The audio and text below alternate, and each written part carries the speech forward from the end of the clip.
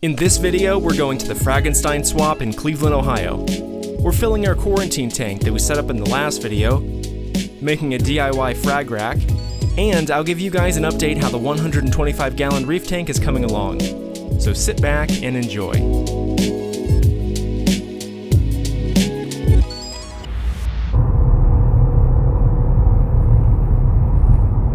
that intersection is spooky. Look at that. You can't even see into the cornfield.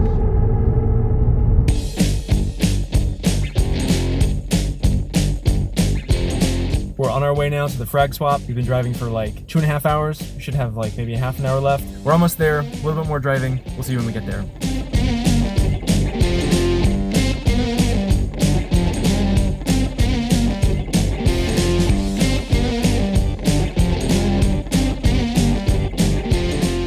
We have arrived and it is packed. Look at all those cars.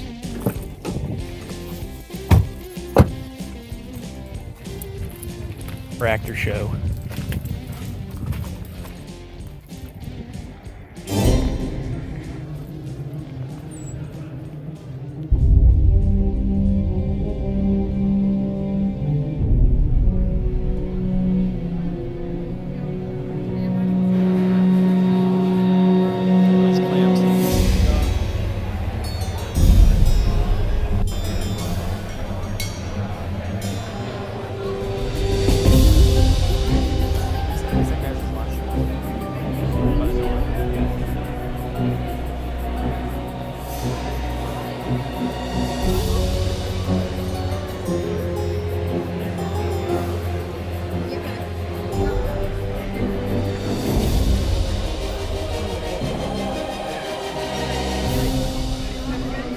Yeah. Yeah.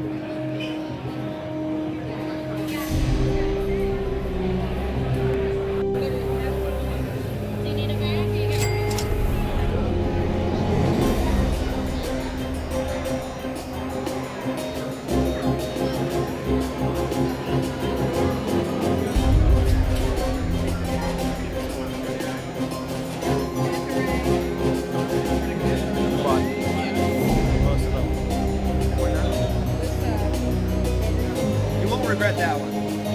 That's what made me.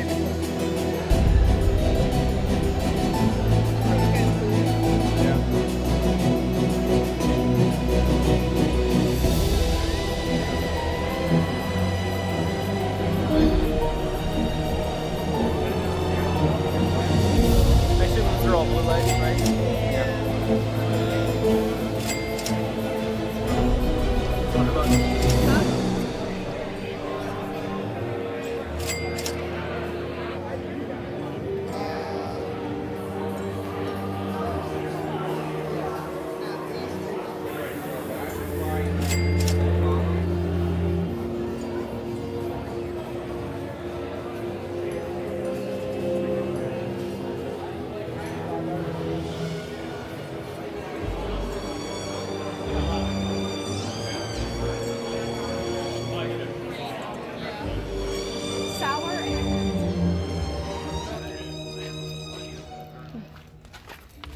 This fat boy is loaded.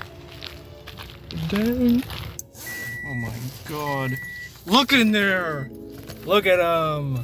This one looks less fun out here. He's sad. Hermes. Yeah, standard.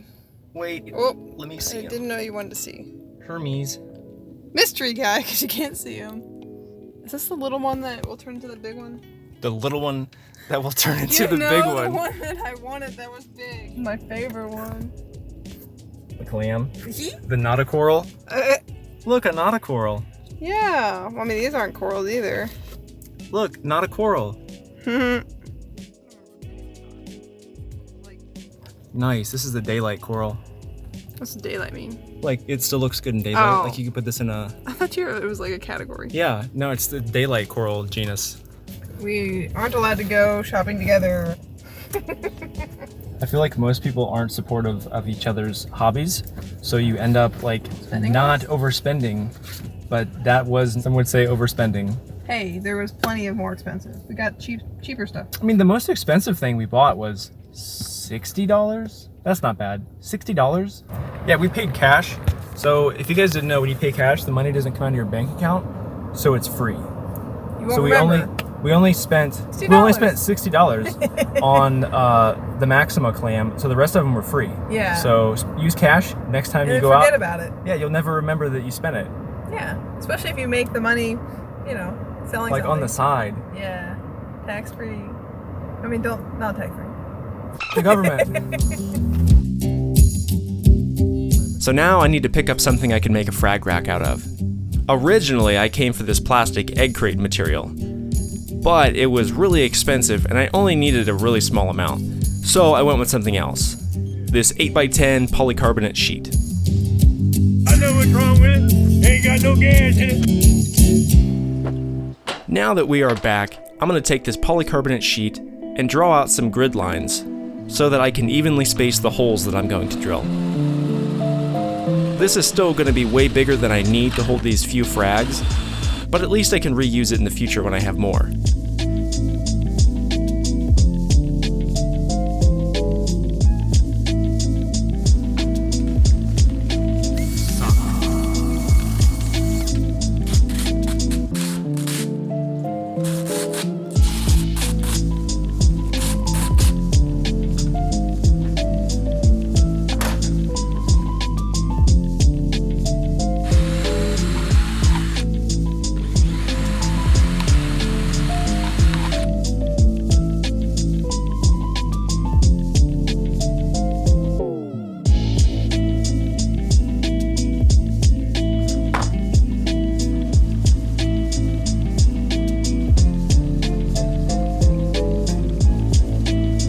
We're going to start temperature acclimating everything and then dripping our inverts. The 2 peppermint shrimp, hermit crabs, and Maxima clam. While that's going on, I'm going to dip the coral.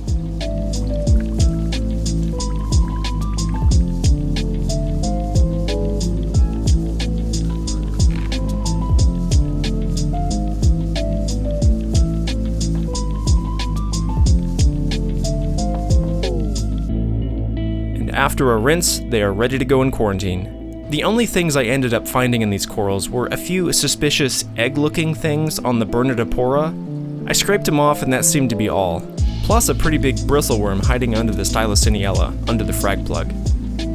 I think it's a good idea to dip and then quarantine all the corals I buy from now on, just in case I got lucky with the first batch, but in case there's any eggs on the frag plugs or the corals, they'll hatch out while in quarantine, and then I can do a final dip before I introduce them into the main tank. We've been adding water to the clams bag, and now it's ready to go in as well. And the same for the peppermint shrimp, along with the hermit crabs. So the funny thing is, I only ended up quarantining the hermit crabs and the clam for like 48 hours. I know, that's not the most effective quarantine routine, but I was really concerned about all the inverts having enough food, and without wanting to do too much to the quarantine tank, without a skimmer and everything on there, and making sure all the hermit crabs and the clam were getting enough food, I wanted to just get them in the main tank as soon as possible. So after double checking the shells for hitchhikers and giving the clam shell a gentle brush, I introduced the clam and the hermit crabs into the tank. Well guys, it's been 10 days since the frag swap, and these corals are doing pretty good in quarantine. I think it's time to dip these guys. We're gonna get them in a frag rack in the 125. Yeah, I think it's been plenty of time. My main thing is trying to avoid any eggs we might be bringing in. So hopefully after 10 days, any pest eggs would have been hatched, and this next dip will hopefully get them off. If you're worried about things like ick and velvet, those things are gonna need to be quarantined for longer. You're really gonna need them quarantined for, in the case of ick, I believe the longest strain documented to have survived in a tank without fish was 76 days.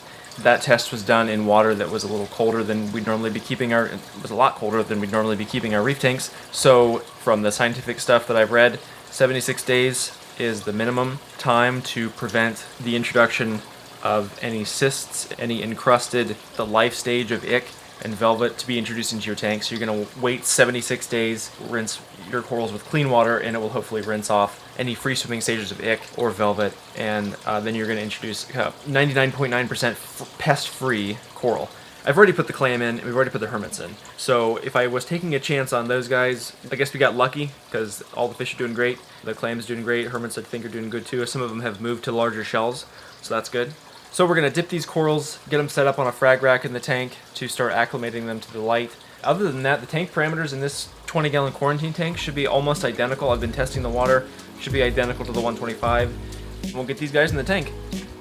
I got this fairly inexpensive frag rack on Amazon, and this is where I'm going to be placing all the frags until I determine final locations for them, as well as allow them to acclimate to the new lighting.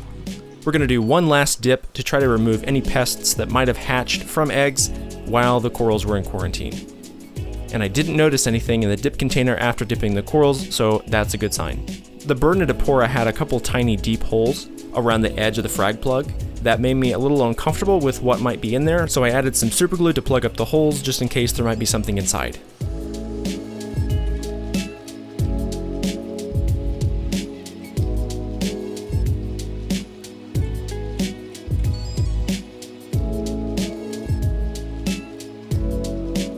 So these are the new corals, guys.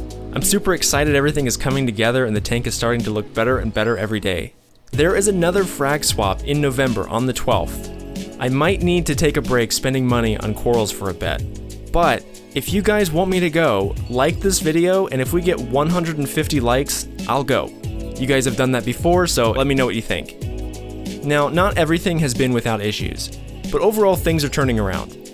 The Blasto that I purchased last time had some vermitid snails in and around the frag plug that I couldn't get off. So even after multiple attempts over multiple days to remove them, nothing was working. I kept seeing these little strands from the vermitid snails that were waving around and irritating the coral. Then I even moved it to a new rock that had less vermitid snails on it. But that still didn't work because there were vermitid snails inside between the heads of the Blasto. So I ended up filling in the holes around the heads with super glue. And that pretty much took care of the problem. It's looking 100% better now and almost better than when I bought it. The two stony corals from before that were looking stressed are still looking stressed. One maybe a little less than the other. Still bad though. The bird's nest started to strip at the base at first, and I thought from looking at posts on forums, it looked like it might be rapid tissue necrosis. But it stopped being such a solid line and went to more happening all over, so I thought it might be too much light, so I started dialing the light back. But then I noticed the areas that were most affected were under in the shaded areas on the coral. So that wouldn't be bleaching from too much light. That would seem to be not enough light. So I returned the lights to the level I had them before and maybe even up slightly and increased the flow. And as far as I know, that's basically all I can do. It's not really looking any worse. It has sort of slowed down in the past week. And so in that time leading up to that, I've gotten pretty much all of my levels into acceptable ranges. Nitrate and phosphate are still a little high, but I've noticed them coming down since I started dosing vinegar, and I started with an extremely small dose and dosing this schedule on this chart. My alkalinity is stable around 8.1 to 8.3, and I'm finding my daily maintenance dose of the alkalinity solution we made in the last video to be around 30 milliliters before I added these new corals. The usage seems to have gone up a little since adding the new corals, which is good.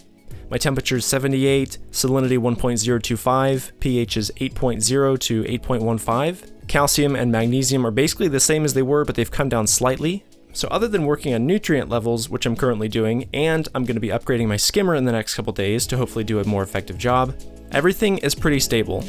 So all I can think to do is keep everything as stable as it is, and hope these corals pull through.